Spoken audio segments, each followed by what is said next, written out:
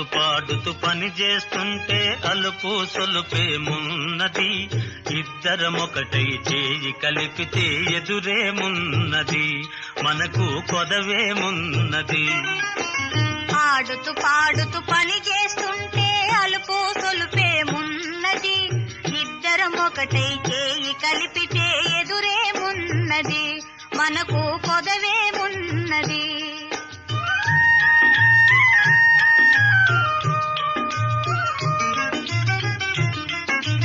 గుంపులు తిరిగి ఒయ్యారంగా ఊపుతూ విసరుతూ గూడేస్తుంటే,